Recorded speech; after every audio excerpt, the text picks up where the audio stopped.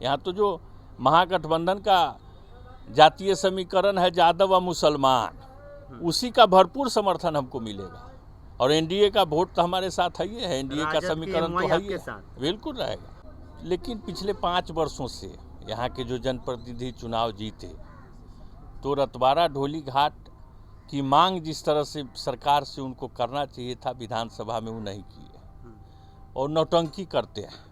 जनता से हम अपील करना चाहेंगे कि अगर हमसे भी ज़्यादा कोई क्षेत्र से जुड़ा रहता है, कोई दुख सुख में भागीदार रहता है, कोई आपको संघर्षों में आपका साथी बना हुआ रहता है, तो उसको चुनिए। अभी हमारी मौजूदगी मुजफ्फरपुर ज़िले के गाय घाट विधानसभा में है। गाय घाट विधानसभा से हमारे साथ प्रभात किरण जी हैं, जदयू के नेता हैं, लगातार क्षेत्र में घूम रहे हैं, लोगों से मिल रहे हैं। ख़ास तौर पे हम इनसे बात करेंगे। ढोली घाट पुल को लेकर लोग काफ़ी दिनों से अनशन पे भी बैठे हैं, उसको भी हम लेकर इनसे ख़ास तौर पे बात करेंगे। सर बहुत बहुत स्वागत। जी बहुत धन्यवाद। क्या कहेंगे, जिस तरीके से लगातार क्षेत्र में घूम रहे हैं, लोगों से मिल रहे हैं, आपके पिताजी भी 5-6 बार विधायक यहाँ से रहे हैं, क्या कहेंगे, कैसा आपका दौरा चल रहा है? बहुत बढ़िया है, हमारा तो संपर्क लोगों से और गाय घाट विधानसभा क्षेत्र के लगभग हर एक परिवारों से है। शायद ही कोई परिवार बाकी हो जिससे मेरा व्यक्तिगत संपर्क नहीं हो, क्योंकि हमारे पिताजी यहाँ 1990 में पहली बार निर्दलीय चुनाव जीत करके विधानसभा पहुँचे थे और उसके बाद हर एक टोला, हर एक परिवार के साथ व्यक्तिगत संपर्क रहा है।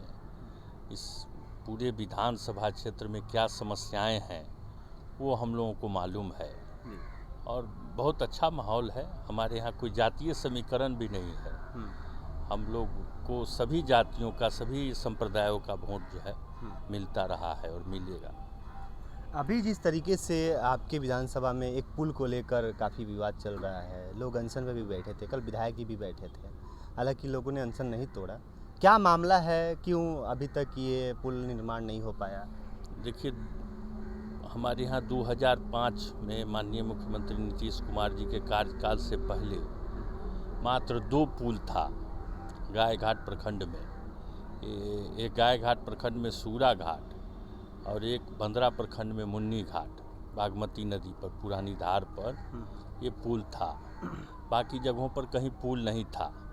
2005 के बाद जो नीतीश कुमार के विकास का क्रम चला, तो उसके बाद गंडक नदी पर जो रतवारा से 5 किलोमीटर पश्चिम है, गंडक नदी पर आथर घाट पुल का निर्माण हुआ और आथर घाट पुल का निर्माण होने के बाद हम लोगों का संपर्क सकरा से जुड़ा। उसके बाद आथर घाट पुल के निर्माण के बाद से लगातार रतवारा ढोली घाट पुल के निर्माण की मांग उठती रही। 2019 में जब हमारे पिताजी यहाँ से एमएलए थे, तो सदन में उन्होंने रतवारा ढोली घाट पुल की मांग भी की थी। जो मांग सरकार के द्वारा सुन ली गई थी, उसको सरकार की सूची में, जो सूची होती है विकास योजनाओं की, उसमें डाल दिया गया था। लेकिन चूँकि 2020 में हम लोग चुनाव हार गए कुछ मतों से, और उसके बाद उस मांग की अनसुनी हो गई, जबकि वह बहुत ज़रूरी मांग है।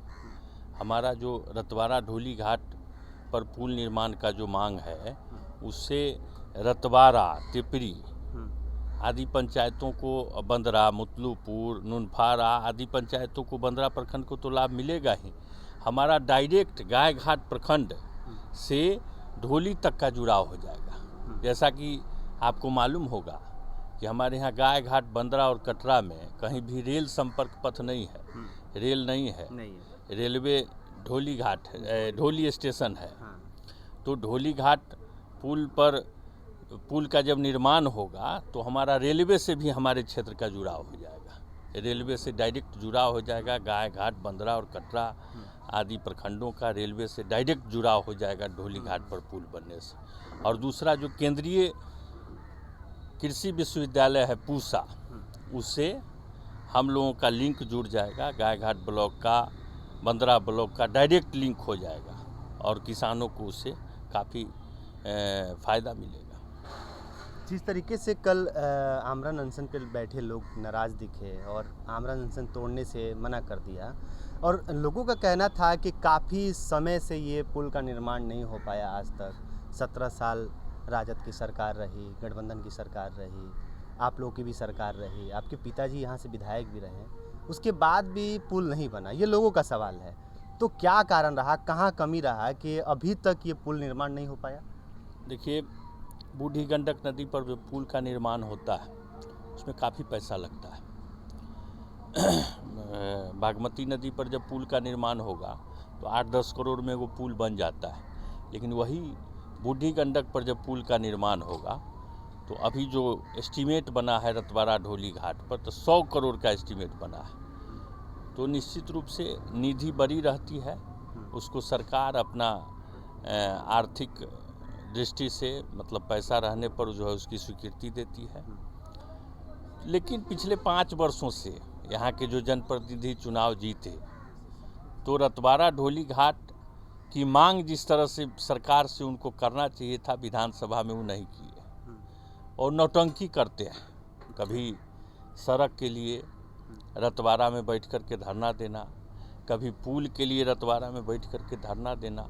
अरे धरना तो आम जनता का आंदोलन का तरीका है ना। धरना तो जब कोई नहीं सुनता है तो आम जनता सड़क पर बैठ कर के धरना देती है, जनप्रतिनिधियों से मांग करती है।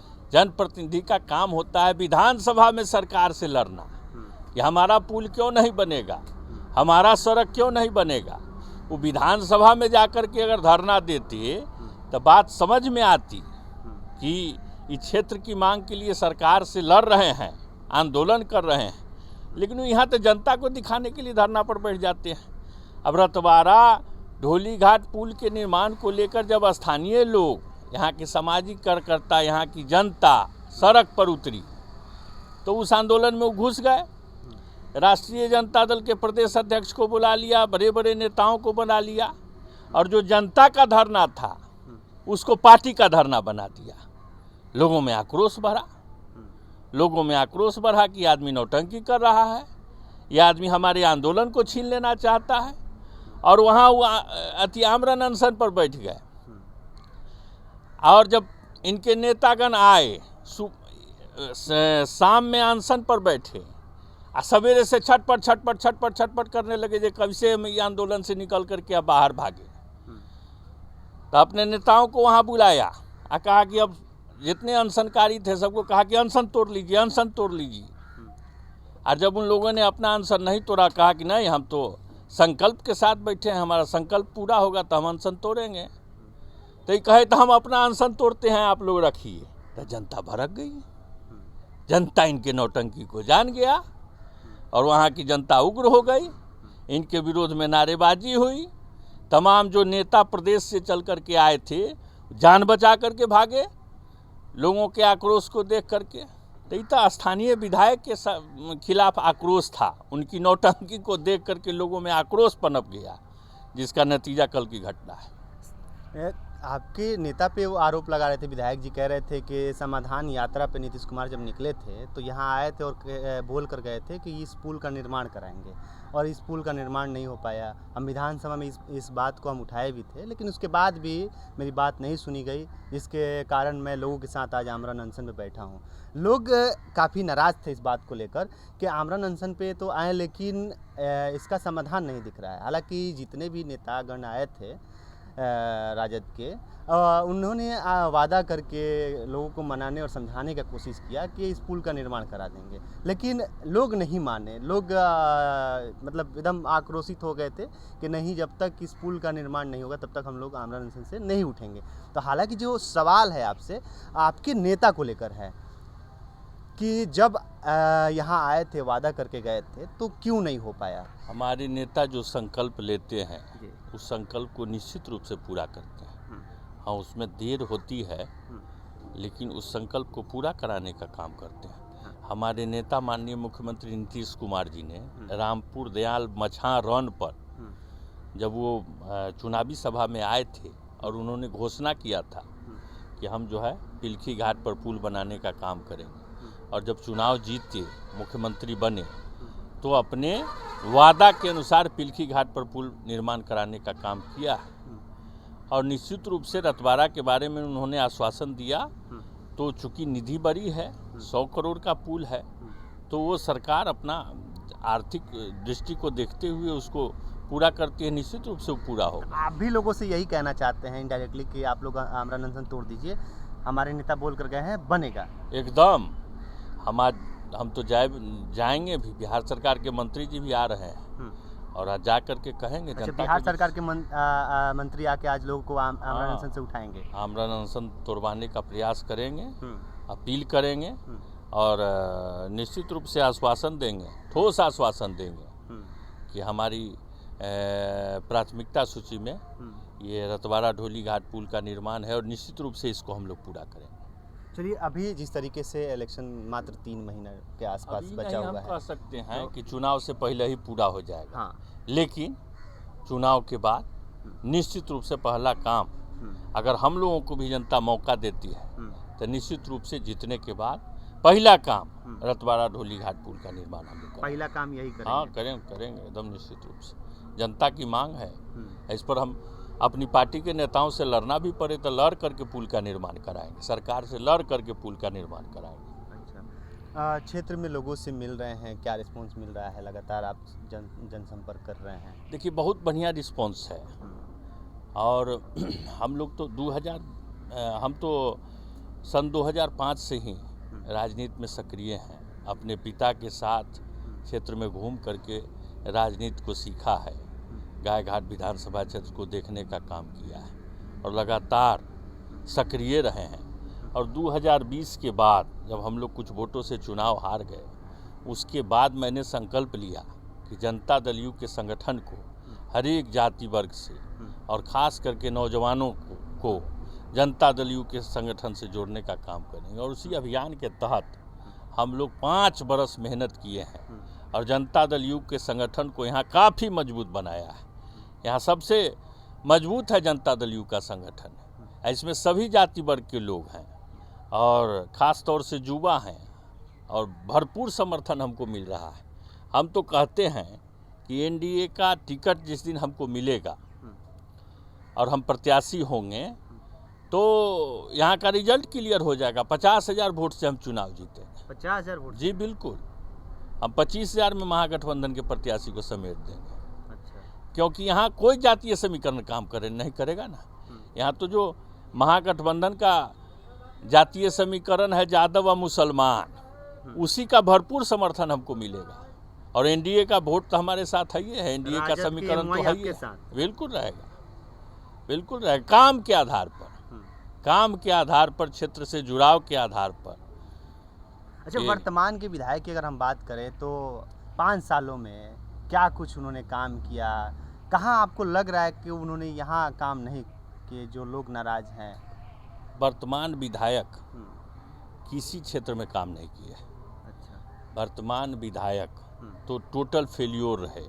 हम लोगों के 2015 से 20 के रीजन में यहाँ 350 करोड़ की योजना, मुख्यमंत्री ग्राम सड़क योजना की मंजूर हुई थी।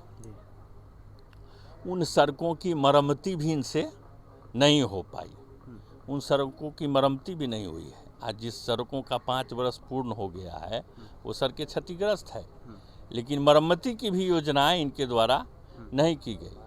अगर ये मांग किए होते सरकार से, ये समय पर लिख करके दिए होते, अनुशंसा भेजे होते, तो आज सभी सड़कों का निर्माण हो गया होता। नेता प्रतिपक्ष तेजस्वी यादव जिस तरीके से नीतीश कुमार को लेके बयान दे रहे हैं कि नीतीश कुमार का मानसिक रूप से स्वस्थ नहीं है, तो आप लोग इस पे क्या कहेंगे? इसका जवाब तो जनता दे रही है ना।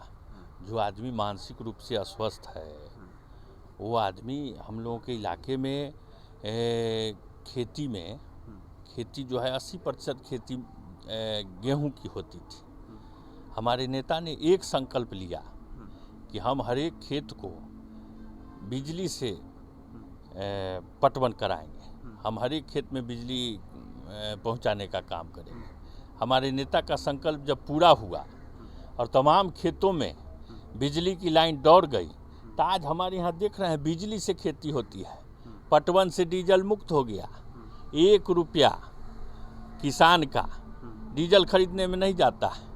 नतीजा हुआ कि हमारे क्षेत्र में मकई की खेती बड़े पैमाने पर शुरू हो गई, जहाँ 80% गेहूं की खेती होती थी वहाँ 80% खेती मकई की होने लगी। एक कट्ठा में 2.5 कुंटल मकई लोग उपजाने लगे हैं और बिजली के लाइन से पटवन करते हैं।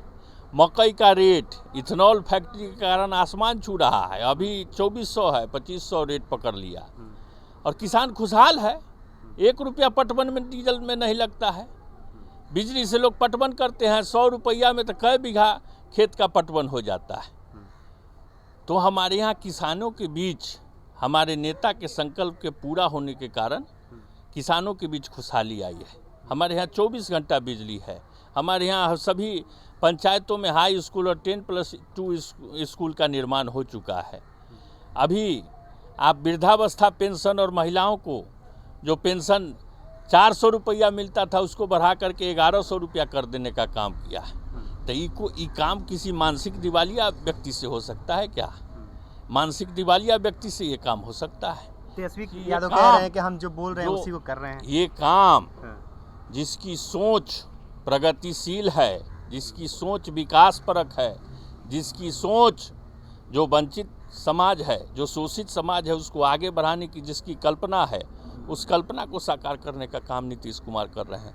ये तो तेजस्वी यादव को बिहार की जनता गवाही दे रही है कि हमारा नेता कैसा है।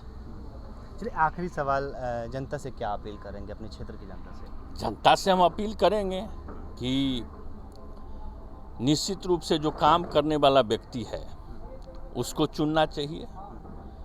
जनता से हम अपील करना चाहेंगे कि अगर हमसे भी ज़्यादा कोई क्षेत्र से जुड़ा रहता है, कोई दुख सुख में भागीदार रहता है, कोई आपको संघर्षों में आपका साथी बना हुआ रहता है तो उसको चुनिए। और अगर हम संघर्ष में आगे हैं, हम आपके दुख सुख में हाजिर हैं, तो हमको एक मौका देने का काम कीजिए। हम गाय घाट को विकास की पथ पर आगे ले जाने का काम करेंगे।